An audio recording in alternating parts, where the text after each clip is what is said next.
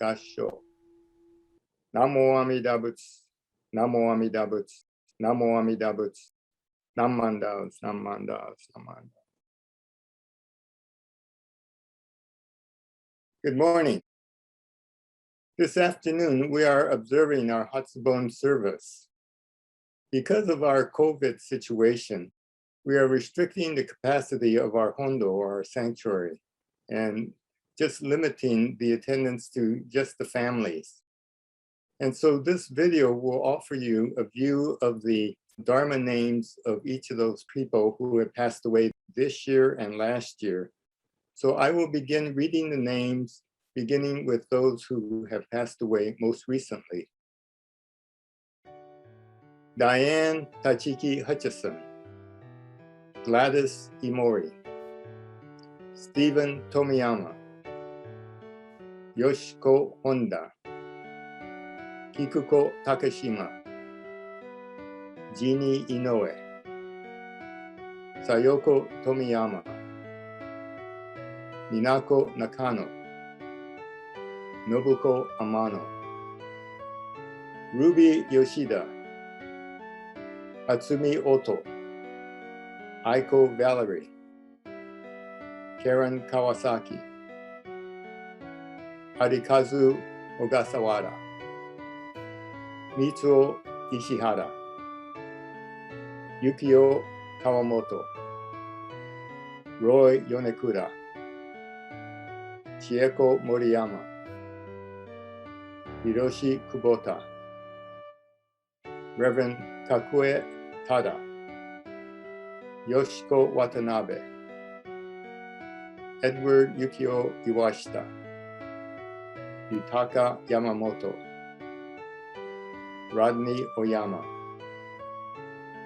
Ned Utiguchi, Mike Doi, Yukie Ebina Heiner, Chieko Yagi, Pat Takeshita Heyamoto, Kirk Akahoshi, Kisae Ohada, Reverend Teshi Aoyama, Sumi Otani Cheeks, Sumie Nakashima, Sash Yamamoto,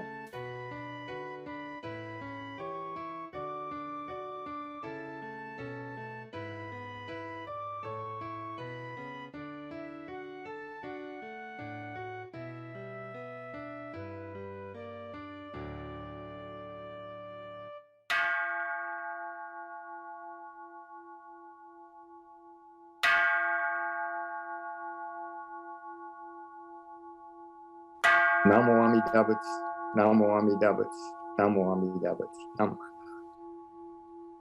Good morning. This is summer. This is Obon season. And this is the time of year we really like to connect with our loved ones who have passed on. About 30 years ago, I decided to leave dentistry to become a minister. My older brother-in-law died of a heart attack at the age of 51. He was a very successful orthodontist. He had a wonderful family, 4 children, nice house. But then he died, and nobody was prepared for that. The whole family was devastated, except for perhaps some older people. His mother. His mother was a widow because her husband and my brother-in-law's father died when he was 51 years old. His father was a Buddhist minister, Reverend Yoshio Iwanaga, who was the minister who brought Obon, Odori, or dancing to America. He traveled around and showed many temples the Obon dance. And Mrs. Iwanaga, being his wife and widow, perhaps really embodied some of the Shin attitudes. And even the loss of her son, she seemed to be very strong and held her composure. I remember as a young person in the seeing older folks, be impressed by seeing how they almost had a calm acceptance of death during funerals. And many of them were, of course, devout Shin Buddhists. And I think it's this knowledge of death by Buddhists, that it really affects how we live our lives. This is how we are really separated from our animal ancestors, because the Buddha talked to us about the 6 realms of human existence. And he tells us that it's only from the human realm that we can really awaken to this human existence. Because even the higher forms of devas aren't really accessible to this higher realm of awakening. So it is this unique ability to contemplate death that we have access to the meaning of life. Now, many of us consider our physical lives as the real one, the primary one. And we might think that the spiritual life is kind of secondary and it's there for our convenience when we need it. But could it be that we have things that are upside down? Now, Obon is a shortened Japanese term for the Sanskrit word urambana, which means hanging upside down. And traditionally, this kind of indicates that we suffer. And it tells the story of Moggallana, a disciple of the Buddha, who with special powers was able to see his mother after she passed. And he realized that she was in the world of the hungry ghosts. And this is the realm because people have been greedy during their living time. But it turns out that she was greedy because she always wanted things, but it was for her son, Moggallana. And when Moggallana saw this, he asked the Buddha what to do. And the Buddha suggested that he offer some gifts and offerings of food to the other monks, which he did. And because of that, his mother was free to leave this realm of the hungry ghosts. And when Moggallana saw that, he danced with joy. And so this Obon Odori, or dance, is replicating this event. My own interpretation of this story is a little different. And I take it from our modern view of things. Because I think that the story is really pointing out an important truth. And it is that perhaps we are the ones that are hanging upside down. We're seeing the world in a position that we think is right and that the world is off kilter. But I repeat my question. Are we the ones who are really seeing things right, or are we the ones who are upside down? In Buddhism, we sometimes talk about form being emptiness and emptiness being form. That sounds confusing, but form needs emptiness and vice versa. In other words, we need something solid in order to contrast it with the emptiness of space. Now, we feel that physical form, because we can feel and touch it, is the primary reality. And the other part, the emptiness, the spiritual, is more difficult to validate because we really can't see it. And yet we can conceptualize many things that are beyond form, such as light and energy, even the past and future. Togetherness, love, and being. These are all things that are not tangible, but we know they exist. So for many of us, our physical needs are available, especially in the 21st century. We have choices on what makes our physical life pleasant. And yet our insatiable greed really makes it difficult for us to be satisfied with all the things we have for our physical comfort.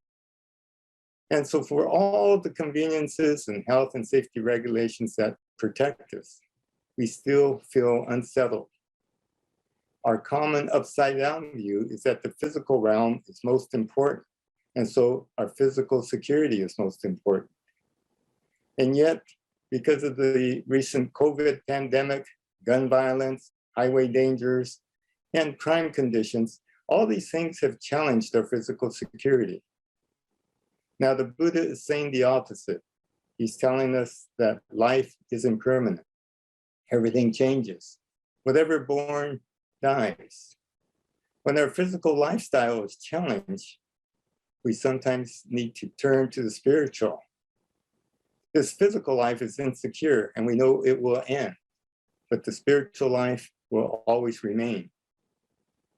And so our true reality is spirit. We talk about Buddha nature, immeasurable light, and infinite life. It's everlasting. Everything is interdependent. Our bodies are composed of everything. It also is composed of the past and present. And everything is brought together by causes and conditions. Everything is light and life. This is all whole. We named this Amida Buddha, light and life, wisdom and compassion, wholeness. So to illustrate this, we have an idea of physical things and emptiness. A dark letter needs a white background to be seen. So let's consider how we see life. Now, what is right side up and what is upside down? Right now, you're probably watching this in a room and you're watching this TV screen. You may be watching the computer and everything seems real. But even the images on the computer are just bits of energy. And so these things that we think are real are energy or bits of reality. And the people we are seeing are not real people, but again, just electrons. Now, looking at life from our egocentric view, we see life in just the aspect of this room. But what is true reality? Now, we hate to admit it, but it can really look like this. And now we'll see a picture of a planet, because we know that this is our planet and we are just part of this wholeness. And beyond that, the next picture shows us that in our planet, we're spinning around the sun, which is just one star in a galaxy of stars. And then we're told that this galaxy of stars is just one of billions of galaxies in the universe. And so this is our true reality. This is emptiness. And yet we take our world as being inside a room looking at a computer. Now, which image is true and which is the one that is upside down? Now, how might our life and our actions be different if we had this view of looking at our life from the view of the universe? And this is what our Obon activities, our Shotsuki, our many memorial services, all are asking us to have this view of life from the universe to us. Because all of our family and our loved ones who have passed do not have physical life, but they are still with us. No matter how much we love them and we wanted them to stay, they have left us physically and have died. Some have had long lives, others have had short lives. But we cling to our ignorance in believing that our own lives will go on. So what is the message that our loved ones have left us? They tell us that impermanence tells us that the future of our physical life is limited and uncertain. And the only real time we have is right now, the present moment. And so as such, we must make each present moment a valuable one. And so it is our relationships with others that's important. And it's how we judge our present moment. Are we having positive ones or negative ones? The Japanese phrase, ichigo ichie, means that each meeting and each moment happens only once in a lifetime. And we can decide whether it is pleasant or unpleasant. And this is the basis of the reasoning that we suggest that we live a life of gratitude. And so we can shift from please, wishing for something we don't have, to thank you, really appreciating what we do have. Because our life can't be repeated, but each moment can be appreciated. So besides this impermanence, which means that we lose our physical things, there is interdependence, which means that everything is connected. And we're connected to everything that makes us happy and unhappy. Now, there are things that seem overwhelming, too big. And yet, this interdependence means that we are connected to everything. And so we do have an influence on things, especially in a democracy where we can choose leaders and have choices so that we can work toward a happy life. Our connection to others is maintained in the spiritual realm. And this is what Obon is about. Now, I think an old interpretation is that at Obon time, we call in the spirits of our ancestors who come to visit us.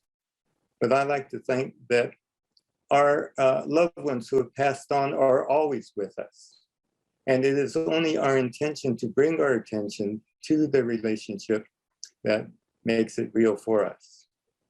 Many of you know I lost my son, Kirk, 2 years ago at his age of 44. And he's always in my thoughts. I talk to him every day. I just need to voice Namo Amida Butsu. And so it's not that we actually call spirits in. What we're doing when we voice Namo Amida Butsu is we bring our own attention to what is real, the spiritual. And we're connected with all those who have parted with us physically. And so when I share the Nembutsu, when I utter the name, I have thoughts of my father, my mother, grandparents, all the Shin ministers I've known, Dr. Tai Tetsuno, Dr. El Bloom, many people who have influenced my life and who had led me to this understanding. We're connected, and we're always connected in spirit, which means in our body, minds, heart, and spirit. And Nembutsu is that connection. It wakes me up to realize that I'm connected with all of them and indebted to all of them. Last week, we had a rummage sale.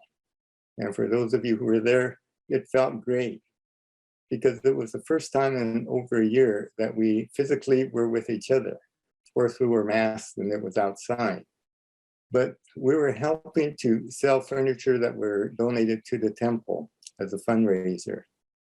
And it had the feeling that Obon has when we get together. And it feels good just to be with each other. Doesn't seem very special, but it's when we work with each other, when we're with each other, that we get the sense of this word, Ichigo Ichie, that each meeting is special and precious because it will never happen again. And it means that I'm one with Amida Buddha, with all people who I've been with. I'm one with you, now in the physical realm and later in the pure realm. So let's remember which view of the world we have. Are we really hanging upside down? Is that why we are suffering? And that my view is an upside down view, and that the real view is like what we saw from the universe down to the earth, which is just a small speck in this galaxy called the Milky Way. And that galaxy is just one of billions of galaxies in this universe. And that's the miracle of it. The utterance of Namo Amida Butsu is to realize that we were born in the first place, in this physical life. And we have a life, whether it's a short time or a long time. And by uttering Namo Amida Butsu, we realize that we are so fortunate to have this life, and more importantly, to wake up to appreciate it. And that's why we danced at Obon. We dance because we appreciate the thoughts that all the people of the past have worked so hard so that we can understand this truth. And that is the essence of Buddhism, to wake up and to share this moment, to share that each moment is a treasure. And so knowing that, we're kind and compassionate to each other. When we realize that life is impermanent, we can be kind to each other.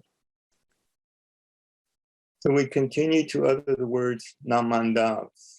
That connects us to everyone in this present life and in the past life, the past, present, and the future. And we mark this awareness by voicing the Nembutsu. So please join me in uttering these words and know that at any time we're connected to all of those who've gone before us, who have provided this activity of the Shin Buddhist temple and the Obon and all the activities we enjoy as humans. So please join me in expressing our deepest sense of gratitude to all. Gasho, Namo Amida Butsu, Namo Amida Butsu, Namo Amida Butsu.